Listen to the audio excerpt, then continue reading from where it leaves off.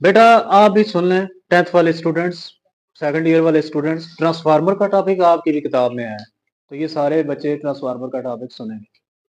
तो ट्रांसफार्मर वही चीज है जो बाहर आप देखते हैं अपने घर के पास मीटर के थोड़े से फासले पर।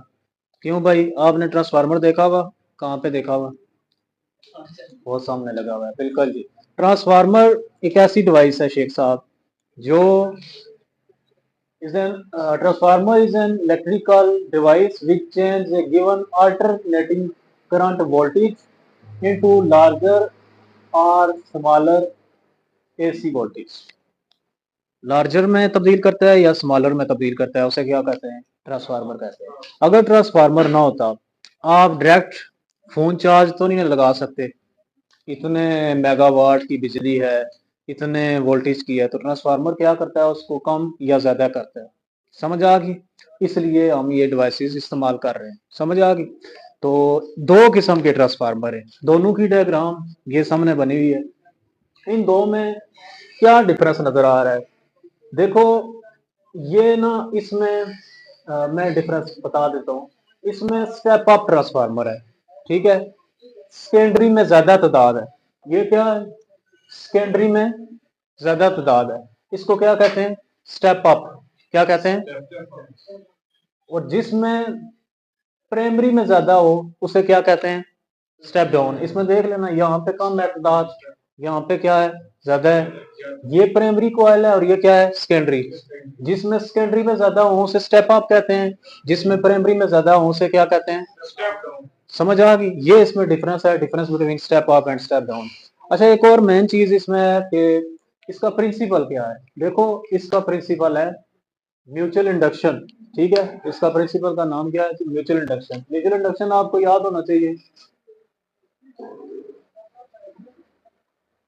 म्यूचुअल इंडक्शन क्या है जी? Changing current in one coil induce EMF in other coil. इतनी देर से याद कर रहे हैं ना आप?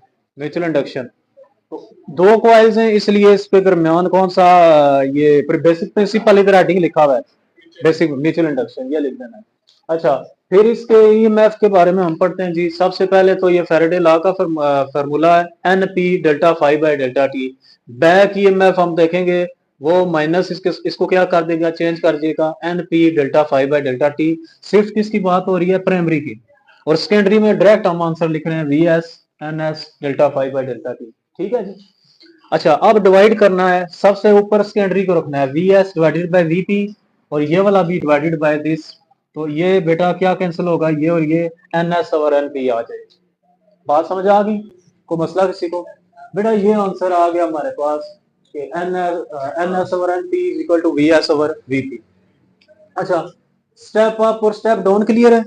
इनमें से स्टेप डाउन कौन सा है और अप कौन सा है? कोई बता सकते? नीचे वाला और वो उसमें, यानी इसके साथ में लिख देता हूं, जिसमें एन पी ग्रेटर है एन एस, इसमें क्या है? N S greater N P के। ठीक है, ये शॉर्ट सवाल आ जाते हैं स्टेप अप और स्टेप डाउन।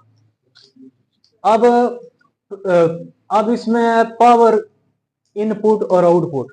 ये देखो ना, वी पावर का फॉर्मूला आपने पढ़ा हुआ, P is equal to V I. तो प्राइमरी के लिए V P I P, secondary के लिए वी एस आई एस।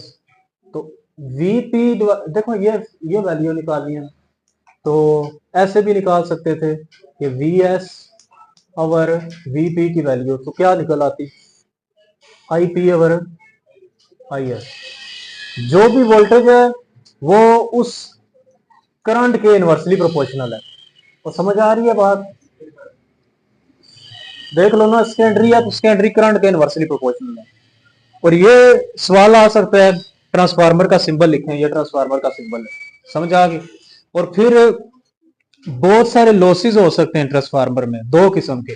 एक है एडी करंट, एक है हिस्टैरिसीस लॉस। सवाल आता है राइट लॉसेस ऑफ ट्रांसफार्मर, तो दो किस्म के, हिस्टैरिसीस करंट, नहीं हिस्टैरिसीस लॉस और एडी करंट। और एफिशिएंसी ऑफ ट्रांसफार्मर क्या है? Output over input multiply by 100। ठीक है, ये आज हमने आपको थोड़ा सा ओवरव्यू दे दिया ट्रांसफार्मर के टॉपिक के बारे में। ठीक है, अभी मैं क्विक क्विज करता हूँ, पूछता हूँ, वाकई समझ आ गया है तो कौन सा प्रिंसिपल यूज होता है ट्रांसफार्मर में? Mutual induction. स्टेप कितनी किस्म की कॉइल है इसमें? एक प्राइमरी कॉइल है और दूसरी कौन सी? अच्छा, प्राइमरी कॉइल में टर्न्स ज्यादा हो तो कौन सा ट्रांसफार्मर होता है? स्टेप डाउन होता है जी।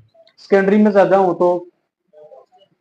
अच्छा, आप देखें क्या लॉसेस कितने हैं जी ट्रांसफार्मर में?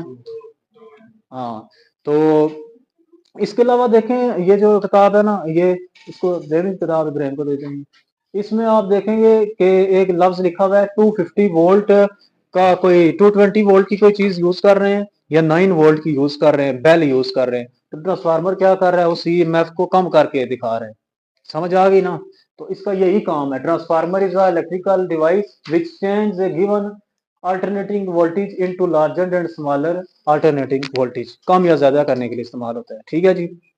तो एक तो ये सवाल आता है, फिर आगे एक और भी सवाल आता है कि how to overcome this losses, ये भी एक सवाल आ जाता है। ठीक है, तो दोनों सवाल आपने कर लेने। तो आपको ओवरव्यू दे दिया है, मजीद भी मैं इसके बारे में बता